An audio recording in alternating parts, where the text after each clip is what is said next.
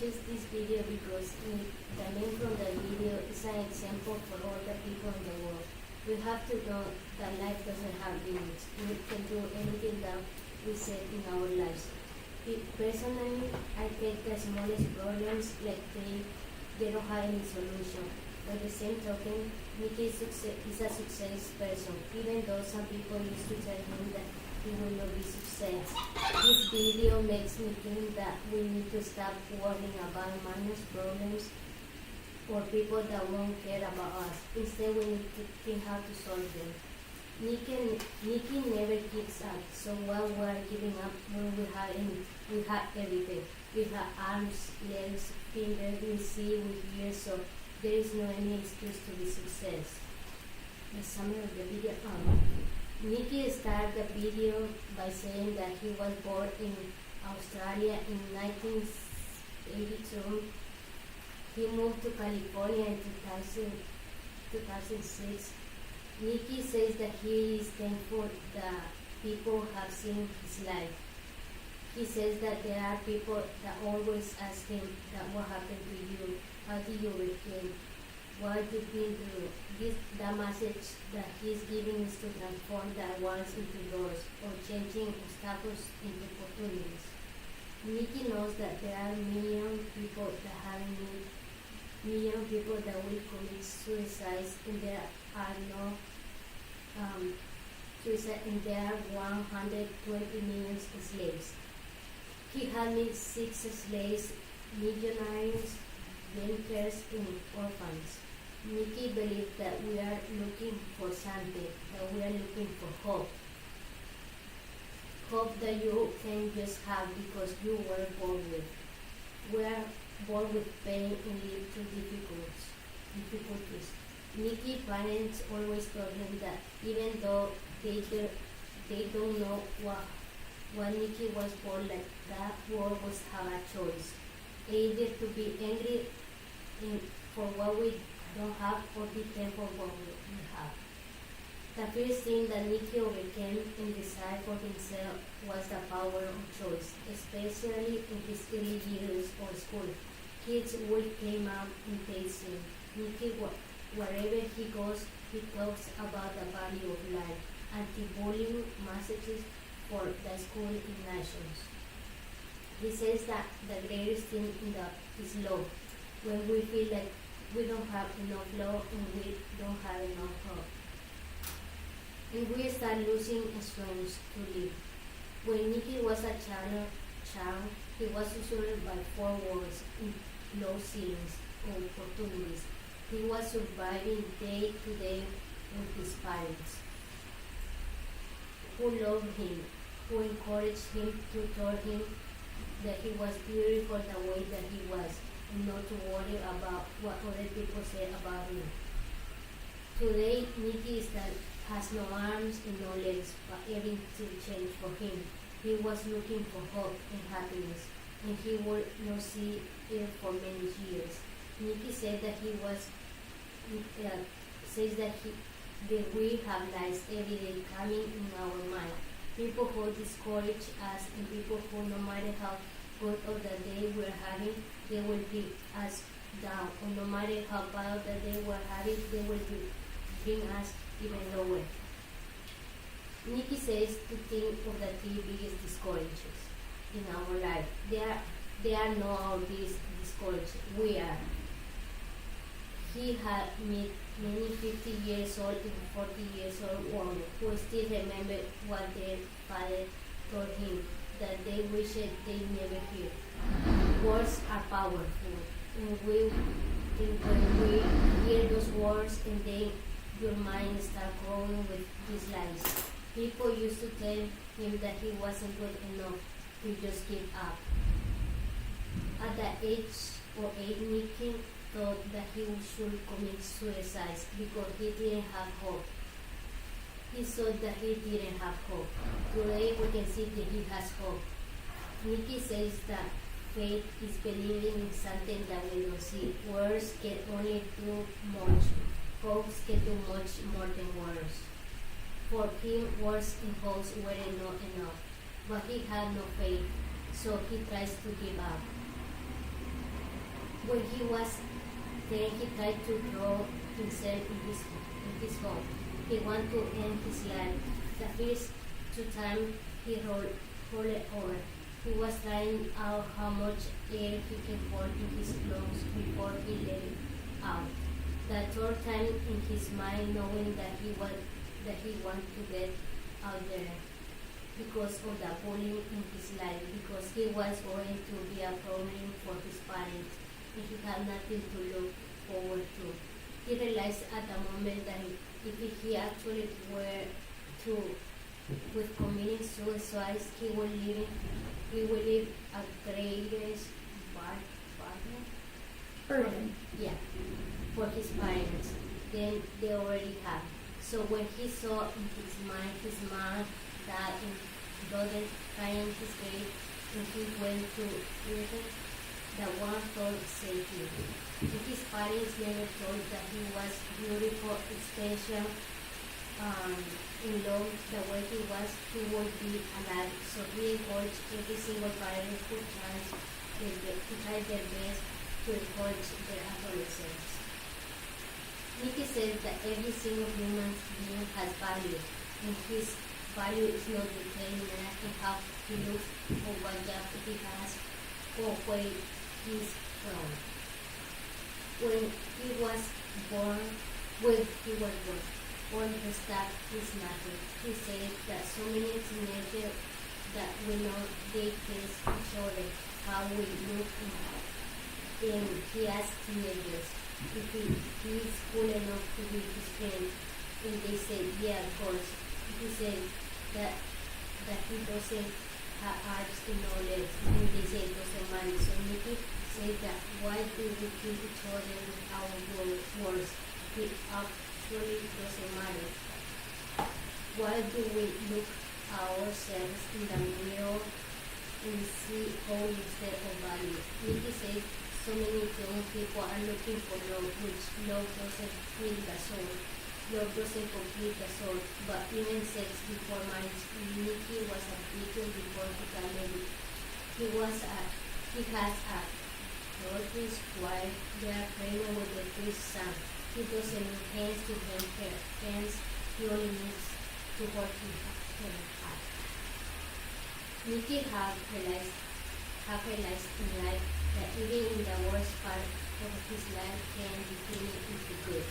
He believes that so many teenagers are looking for love, so they are going to have sex before marriage. For Nikki, love is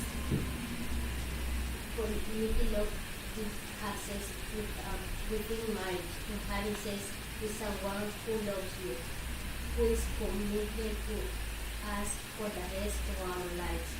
Love is a lifelong commitment. We see that there are choices in life. Nikki knows that every day he chooses will affect other people's life and his internal life. William Buckley said that the greatest 2 days in everyone's life is the day we were born and the day we knew why. Nikki says that so many girls that stay with their abusive boyfriend because if she breaks up with him, then who is going to want her? We can see that all we want is love. Nikki says that there is greatest purpose for his life. He's here for a reason, and he didn't get a miracle, but he believes in God who can do Miracles. miracles.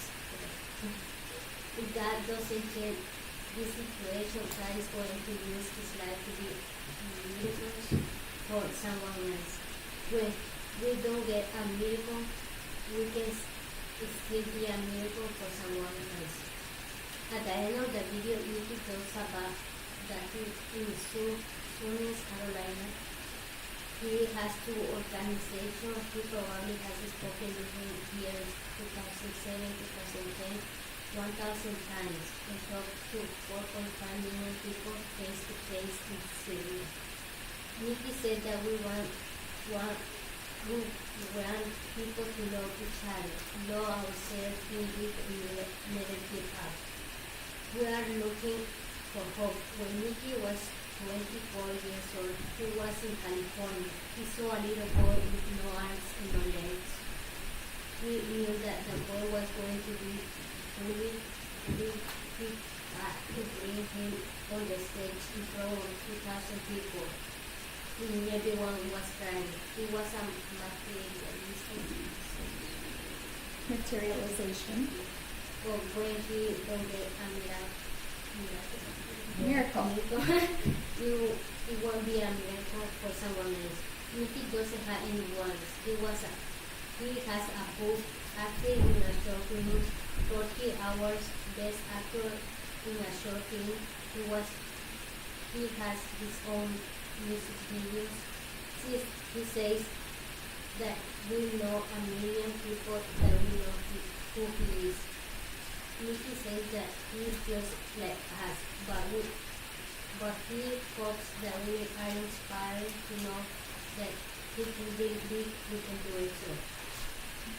There are no words. Find your peace in your life that will do what's into doors. Okay, the most interesting part of the video. In my opinion, the most interesting part of the video is when Mickey is talking about when he was 10 years old, he knew that he could have met someone like him. When he had 24 years old, he got to meet a little boy just like him with arms and legs.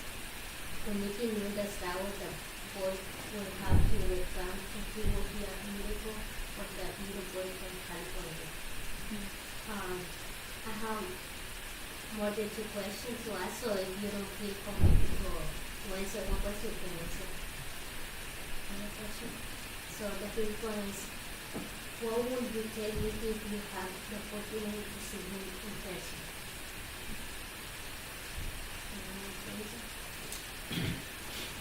Okay. That is a brave person. He's really brave. Because to do what he does is pretty interesting. You have to have the courage and the passion to motivate people, even though you have a time in your life when you didn't have motivation. Yeah. So he's pretty brave. Someone else? Now give them a second. Give them a second. Sometimes people just need to think. Yeah.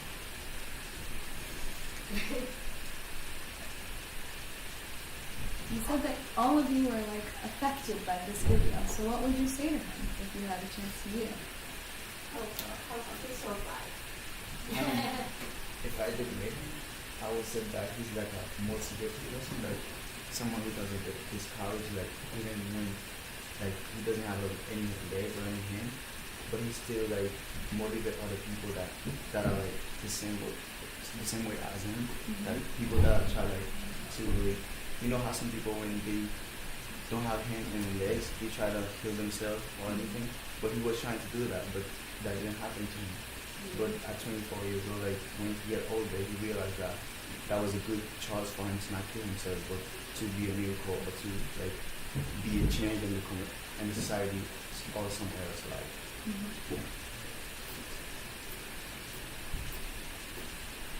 Okay, my next question is, do you Oh, have wait, some- Luisa. Peterson's silently sorry. saying he wants to. Sorry.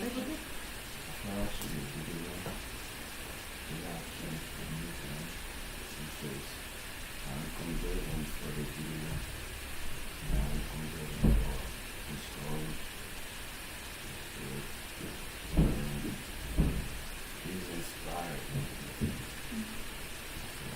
I used to see him on YouTube. I used to watch one of his videos. He's really inspired. You know how I'm really stand from 1,000 people talking like that. And it's not as crazy as good. That takes a lot of courage, definitely.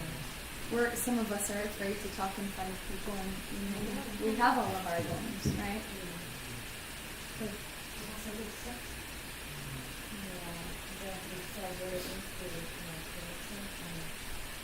I used to have that sort of thing, like how he feels around himself, he didn't care what other people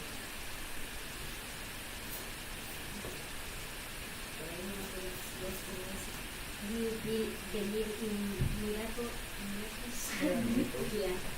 Yes or no, and why? Because like the most of the people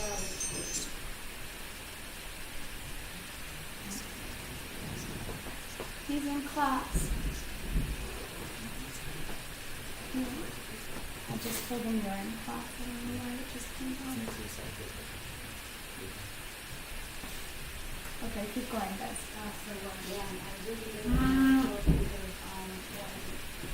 when my sister was with the competition in the Chinese, it was really well, like she like my sister was like hoping that there would be something that was like a kids and boys because around us we see people are like talking about the new news or like crying and then we see them like sleeping and then some of them they were like music and then they could sleep again. But the fact that it was surrounding environment and people like the people we knew were like the family miracle but our own people and getting their help from Jesus. So we started believing like miracle having it. But after all this we were going to say that I'm sorry. I'm sorry. Okay.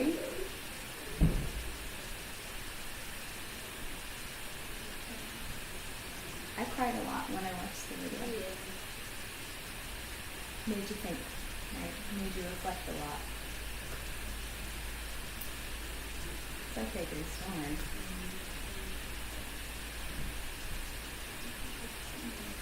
Do you? Yes, I do. I did it. For example, like ago when I had my accident in the road, I saw my car. I was like, how I survived. Yeah. Sometimes when before I sleep, I think in the accident, I said, how are you alive? How? So that's it. I think that was a miracle happening. So I believe. I don't know if it's part of my religion, I believe in that. So I just Somebody that doesn't believe. So, yeah, does anyone not believe in miracles?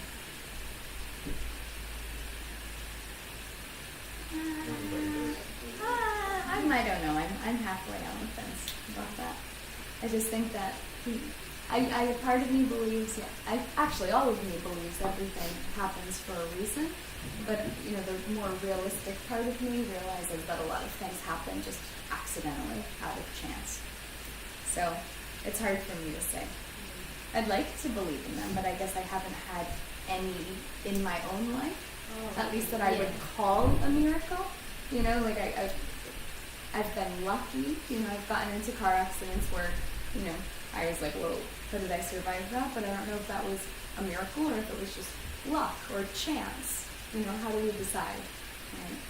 I really think that everything is relative. Because if you believe in miracles, it's because you have faith. And then if you have hope, maybe you be grateful for what you have instead of don't feel good of what you don't have. I think that those are all very separate things, though. I think like when people are talking about miracle, it's like when someone is sick or if someone's blind, and after that he's just something happening and he can see now. I think that's when we're talking about like miracles or something. That's all I think about. So I want to share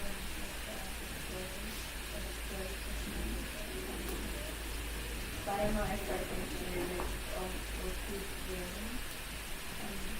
When I was sleeping, I almost died because I was sleeping. So I felt like 6 months on the hospital. The doctor said I didn't have a chance to live. So I'm not here to help me. I had hope. But after 6 months,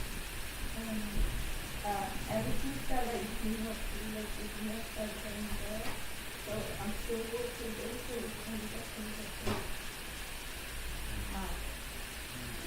Absolutely.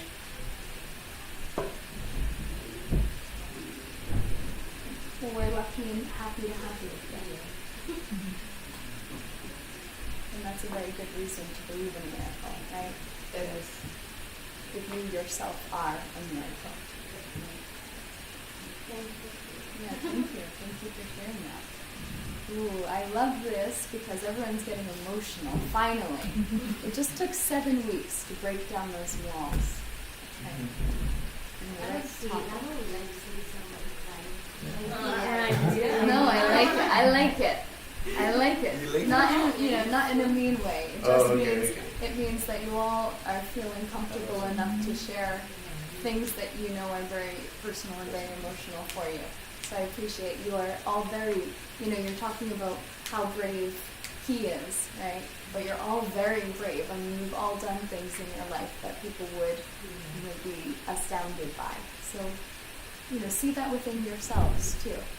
See that, it's easy to, respect other people and, see qualities in them that you maybe wish that you possessed, but realize that in all of you, there are qualities that people wish that they also possess. You all do wonderful things every day. The fact that you're here, you're going through, a big period of transition, whether you just came here in the last 2 years or you've been here for 10 years, you've done something very courageous and very brave. And the fact that you're here and you're able to share your life stories, that's also something that's really incredible. And a lot of people don't feel comfortable doing it. So thank you so much for opening up about your lives. Maybe you'll all cry by the end of the semester. No. That would be a record for me. Someone want to say something else? Or okay, next question.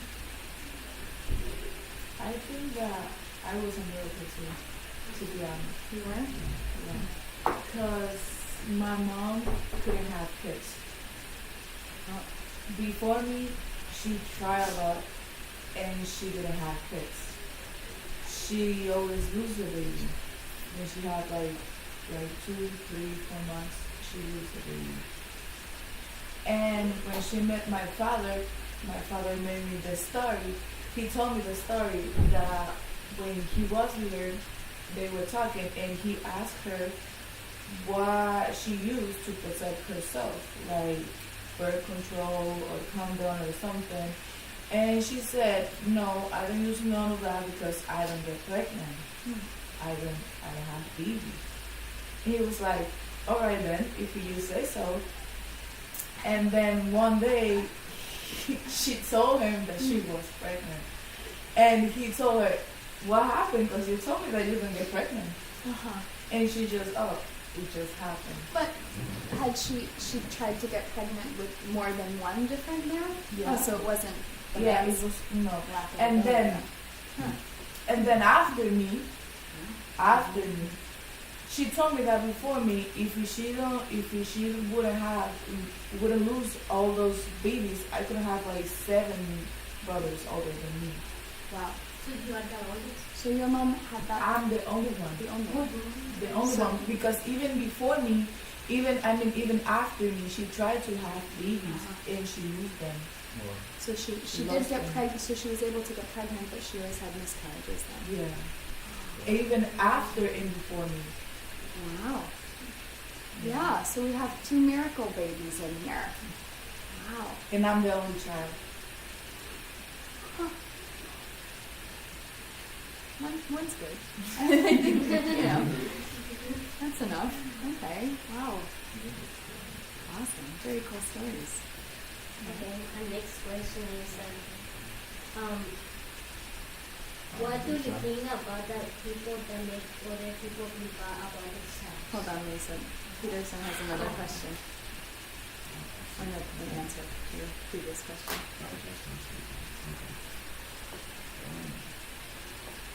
This is testimony. I think very much survived after the accident. That was Yeah. You were there.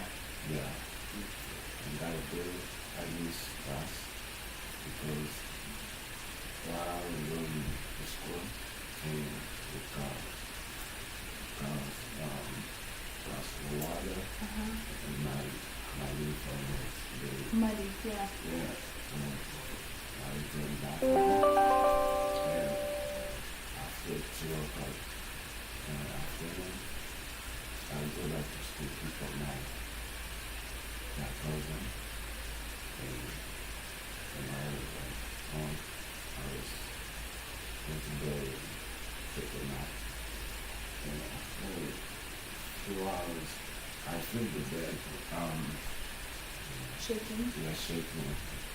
I thought it was my cousin because the bed was like twisted. A bunk bed. Mm-hmm. And I was on the top. And the bed was shaking.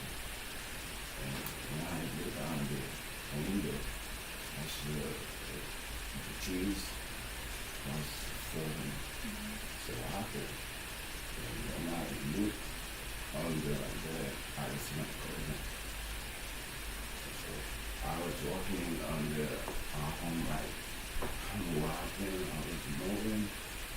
And when I on the living room, I saw my uncle and my two cousins. They sit together, waiting, it's everything start.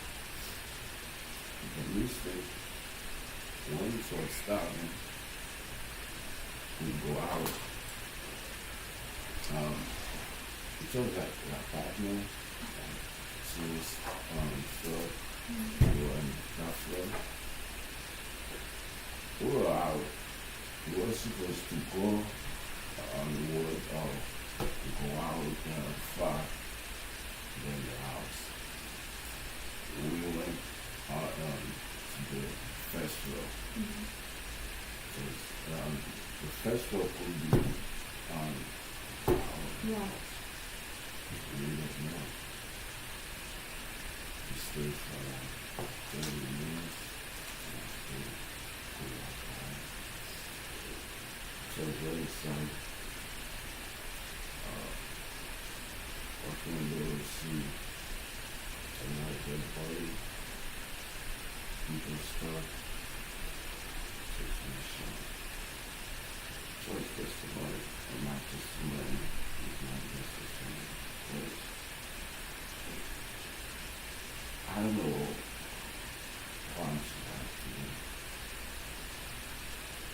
I'm sure that I was working. Quiet.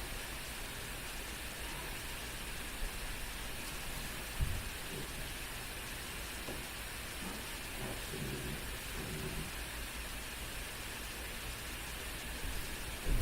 And last week, military, Yeah. And I wanted to ask both you and Jeff, I know you have family there. yeah. I talked to my mom. She was fine. But why is she now knocking on the building? Okay. The capital. Uh-huh. And province.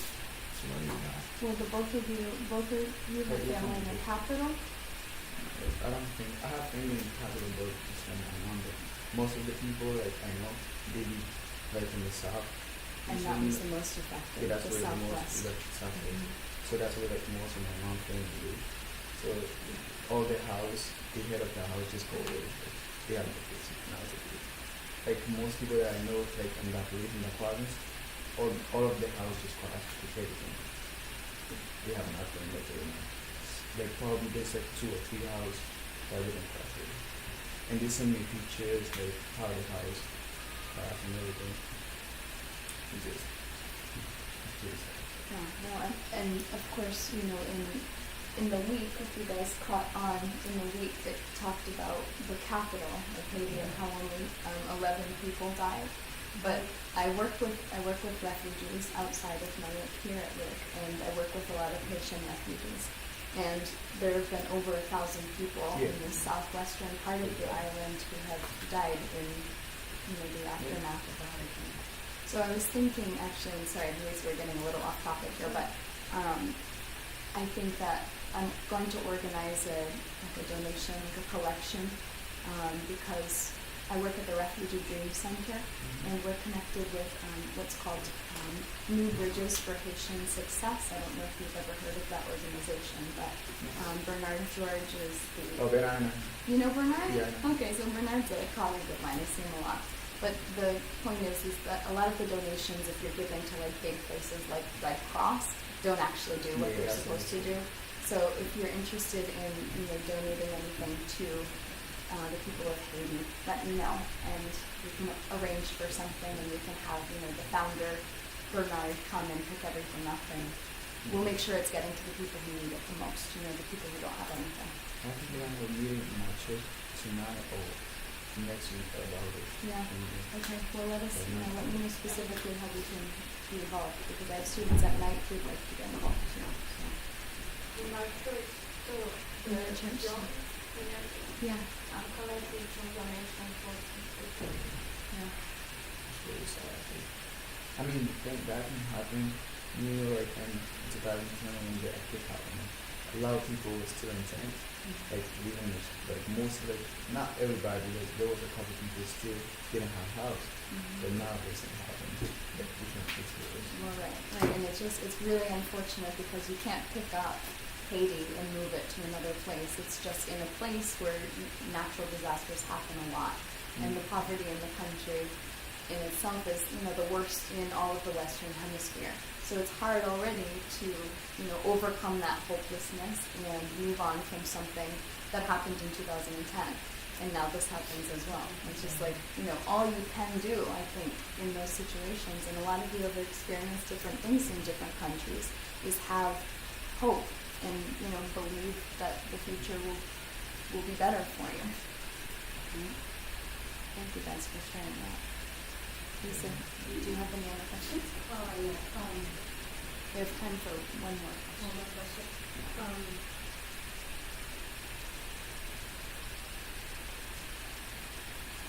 What do you think about the people that mention the people about what you said?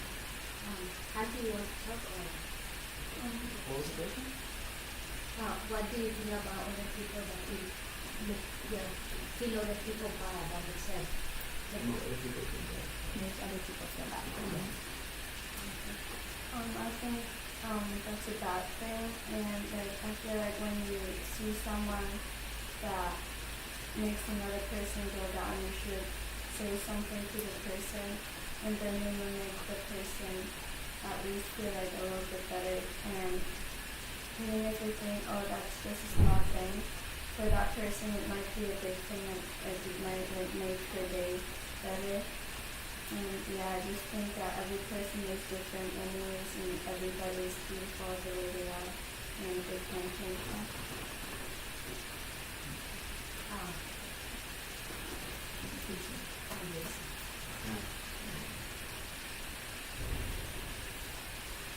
think people need to consider what they talk about. They have to notice what the person is doing, that it's not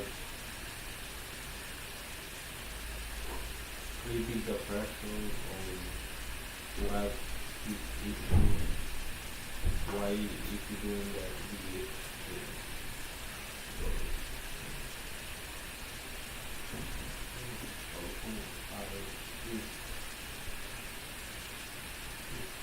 It's very good to understand the person.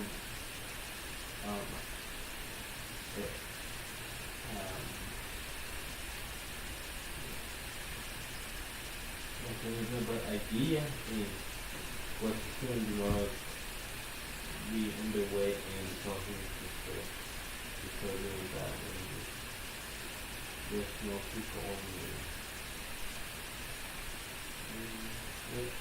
they can understand That's a really great point about what Jason you just brought up. Yeah. Sorry, I can't see it. It's really important to try to put yourself in another person's shoes. I know that sounds really cliche, and they've always told us that since we were little kids, right? But even if you're not directly saying things about a person that's mean or offensive, the looks that you have on your face, maybe inappropriate laughter. I think that however you feel on the inside is for you to feel. But what you're putting out to the world will come back to you in some way. And I think that it's really important that you treat others with, kindness, because you don't know, at the end of the day, you don't know what that person's going home to. You don't know what that person has gone through in their lives. You don't know what kind of daily obstacles that person has to deal with. And so just because we're all different, we all have, different talents and different places, for improvement, we all have something to offer to the world. So I think one of the best things that you can do is try to find the good in every single person, even in the person that you think, at first glance, oh, I wouldn't get along with that person, oh, I don't like that person's stupid, that person's annoying, that person shouldn't be here, right? Look for those things that, those characteristics that are strong about the person. And then when you do that, when you look for the positive in everyone, even in your worst enemies that you think you have, you'll find something much more. And then you'll find something inside of yourself, too. It's not just for the other person. It's not just to make a person feel good. But it also is teaching you something about yourself. Any other thoughts? Any questions for Luisa? Oh, thank you. It's about it. I have a question about it. What does mean by saying there's no war, find your peace, and you will make it so?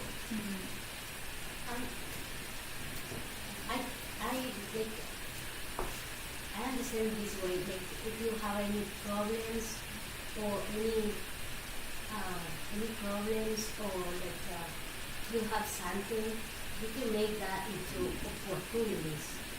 Like you can do something about that. You can to make that change. Like if you're saying something. Yeah.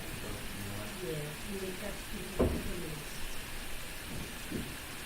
We sort of that kind of say like what I do understand is just like maybe you just want to show us that there is not any possible like in our how the condition is. Like there are always opportunities and there's always opportunities. There's always a way that you can make your dream come true. But it takes like vision and courage and also perseverance. Yeah, when you persevere in something, that's how you're gonna find your own peace. Find your own peace, your own doors, which nobody can open or close unless you let them do it. That's just one thing that you for yourself can do. Sometimes you feel stuck and you don't see what is coming next because you see a wall. That's what it means. You see the wall. You don't see that can maybe be a door that can open next. I think that's what it means. Absolutely what it means, yeah. Good. Any questions? I have a question about when it seems like the greatest 2 days in anyone's life is the day you were born and the day you knew why. Like, who knew why you were born? I don't know. Do you know why you were born yet? Maybe not yet. This question was like, I know, and I can't wait to see your answers. Your answers give me new inspiration for the next classes. They tell me how you're thinking about certain things. So great. So please a round of applause for Luisa. Very well done. Very well done. Don't go anywhere yet.